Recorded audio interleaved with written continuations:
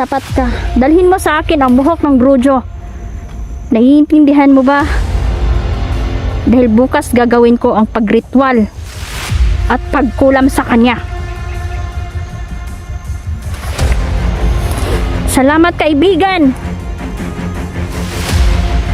Pay mga ito na mayroong bata dito at pinala at tinuko.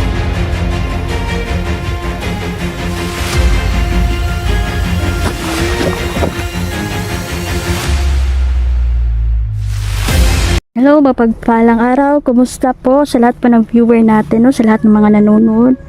Maraming salamat po. Ayan, nandito tayo mga idol, no? Tuloy tayo sa pag-rescue ng mga bata, mga idol, na ito po yung ginawa nilang suicide bomber.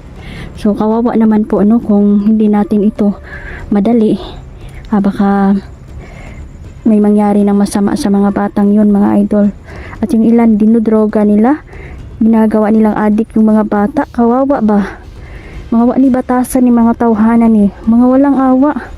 Walang kaluluwa. So, ang araw na po ito is 17, 16. So, last day po ngayon ng tito ko. Siguro mga idol, mamaya kung makabalik tayo, baka gabi na tayo bumiyahe doon. So, yung ko talaga goal dito mga idol, sana mailigtas ko ang mga bata. Kasama ko si Nel dyan.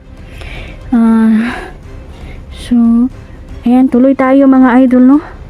Balay kami ni Nel dyan, pero hindi naman masyadong malayo. Sabi ko sa kanya, hindi kami dapat kanang asin layo yun ba? 10 meters lang siguro kalayo, okay na yun.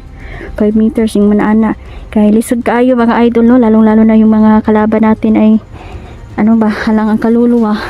Kapag ikaw ay nahuli nila, ay sigurado mga idol, babalatan ka nila ng buhay. So nabasa ko sa viewers natin, no, na ayan, medyo haggard na tayo mga idol. Sabi niya na haggard na talaga, Inday, kailangan na magpahinga. Sige mga idol, papahinga tayo pagkatapos nito. Gusto na din naming relax food, no, maski sa kaadlaw. So kailangan nating madaliin, kailangan namin po itong fokusan ni namo nga mission mga idol, dahil yung mga bata ay nangangailangan talaga ng tulong sa atin. So ayan, shoutout pala, no, kay Tita Cecilia. Mag-ingat ka po palagi. Maraming salamat, Tita. Yan, more blessings sa iyo, Nanay Susan, yan, Tita Dailin.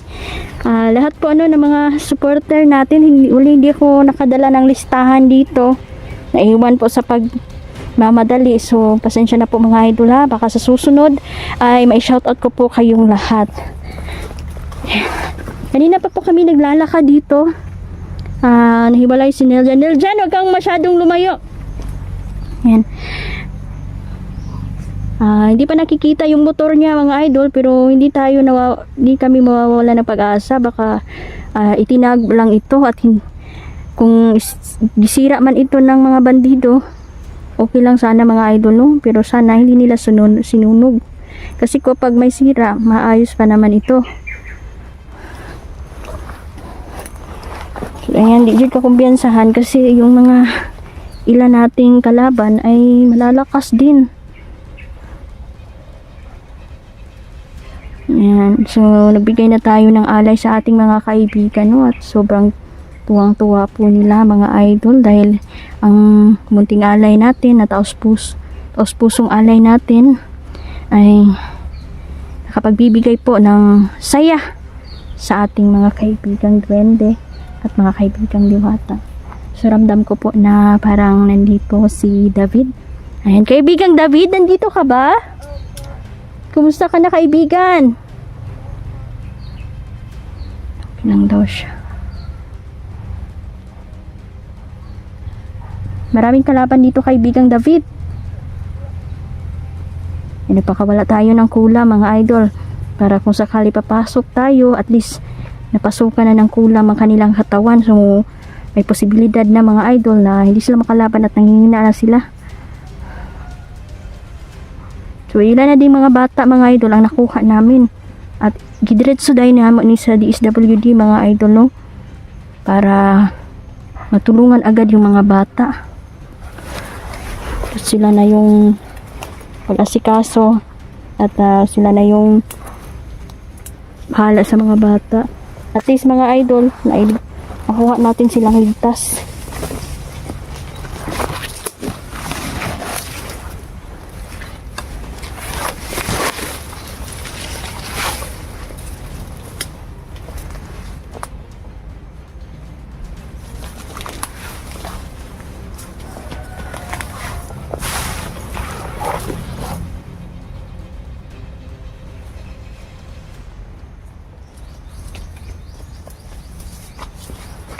Ayan.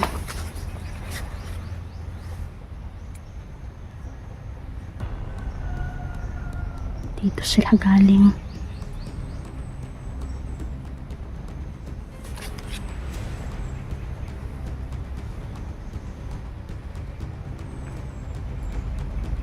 May babarating.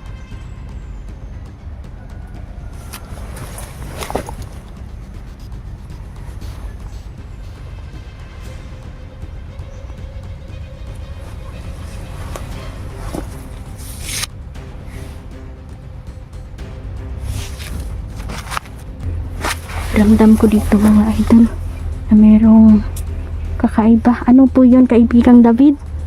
May medyo nagkukulam. Nandito daw yung broodyo mga idol na mangkukulang.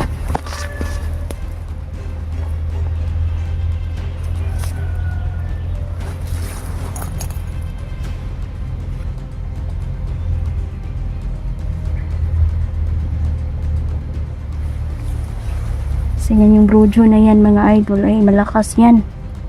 May kakayahan yan mga idol mo na pulbusin ang mga gusto niyang kulamin. May laban ba tayo dito kaibigang David? Opo.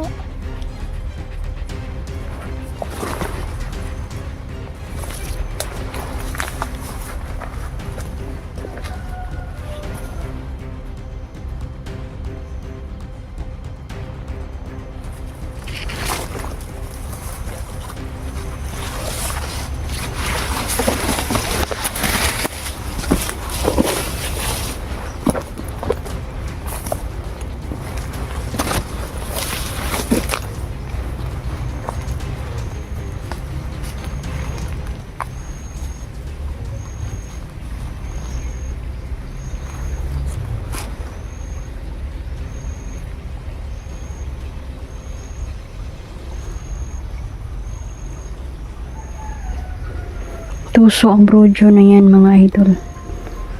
Dahil baka may mga patipong siyang iniligay dito.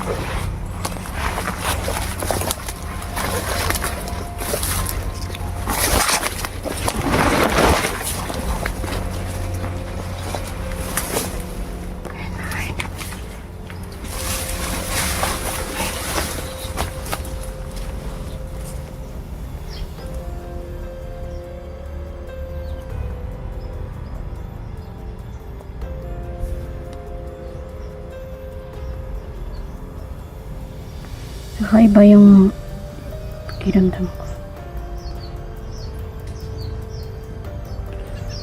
Iba yung pakiramdam ko dito sa paligid mga idol. Parang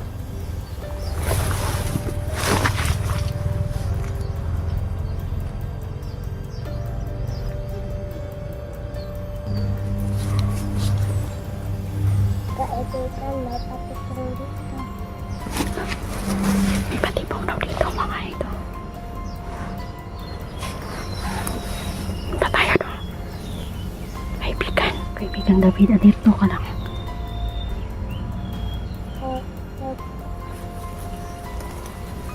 Ayan. Kasama ko si kaibigan David mga idol. Kinakabayan niya tayo ngayon.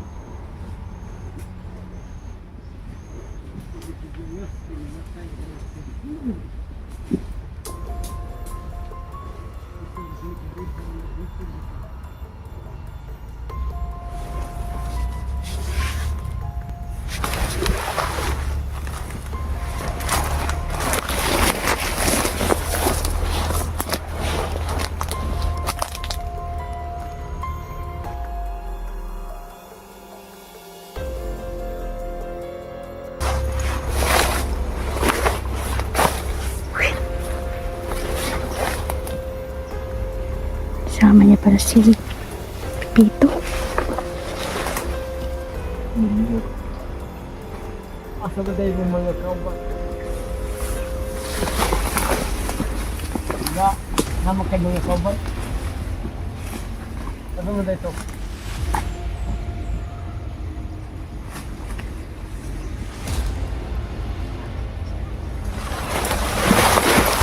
Ano kayo kauban?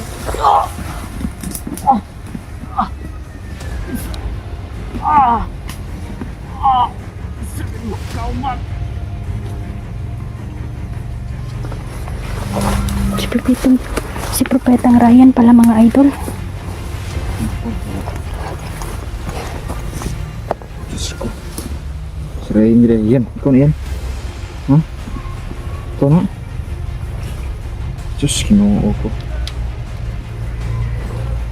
Ikaw genta ka ba? Nasa ilong mo, sangit mga bisi sa ilong. Hindi ka na. Tapusin mo na yan, Pit. Pati na na.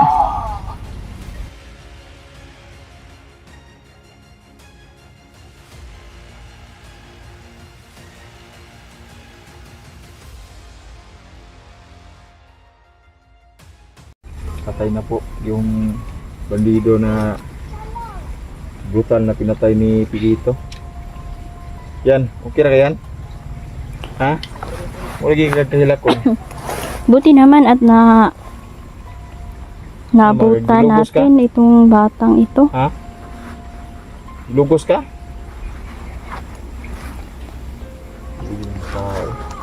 Lugos din nila. Lugos ka sa bandido. Yan. Hmm.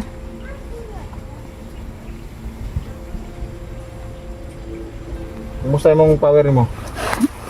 Gawin mo, kumusta? Parang ibalik man sa normal. Siguro ni Sudok sa dito. suyop daw. Ito yung sinasabi ko. Kaya kilala mo to? Si Ryan yan.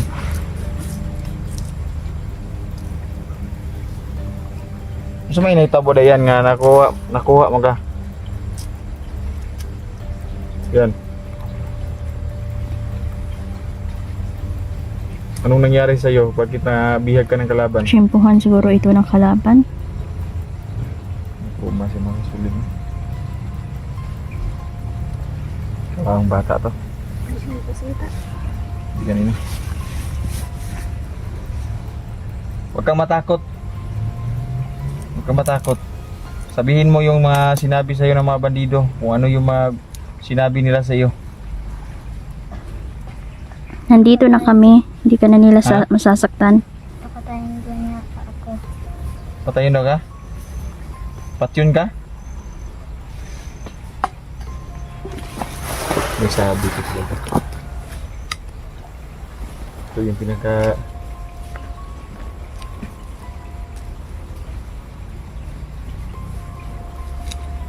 Kaya mag-ingat talaga tayo kasi yung mga bandido dito, walang patawad kahit mga bata.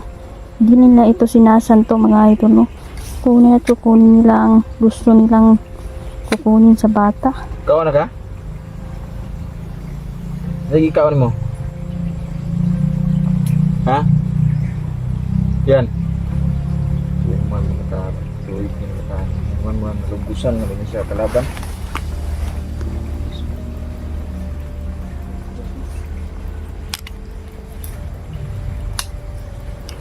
Mga na dito ay yung safety na lang ito si Ryan. Ginagano. At wag ka munang mag-aligid-aligid dito sa bundok kasi delikado talaga.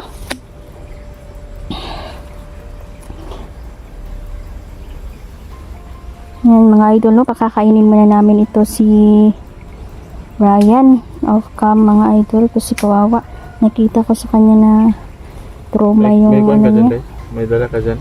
Yung chocolate itong mga dala ko eh. Sige. Para sa mga kaibigan ko. Bigyan mo na makain. Eh, meron pa dito. Ang dami dito. Hindi ako nag ano. Gutom mo ba? Klaro kayo. Dapat naman niya. O di gutom.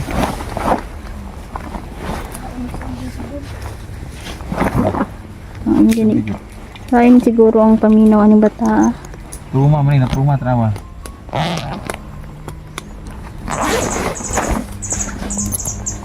Gilalin ni Tabo siya, pinagod ka daw siya nawala sa bukid.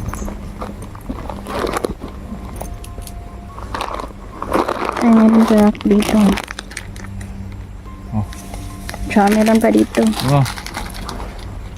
Ano dito? May tubig din ako dito. Ano? Kainin mo muna yan. Ano? Sige. Oh. Saka na.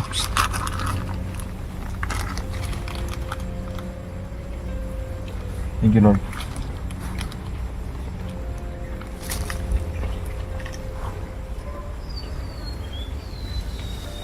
Kaon, kaon. Oh.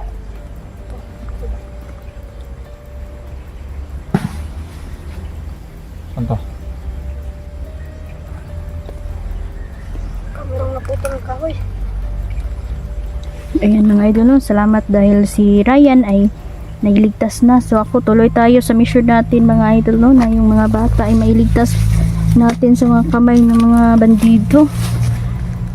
Ay, Diyos ko, grabe kawawa naman ang batang ito. Hindi talaga sila nagbibiro. Talagang tutudasin ka talaga nila kapag matsyempuhan ka nila.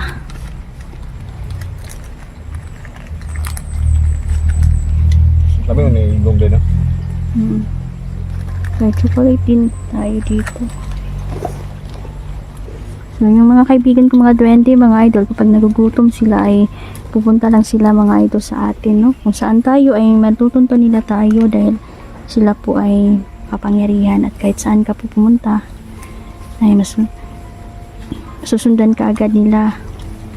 Lalo na kapag gustong-gusto kanilang kaibiganin. Si Ryan. So, i-ano na natin ito.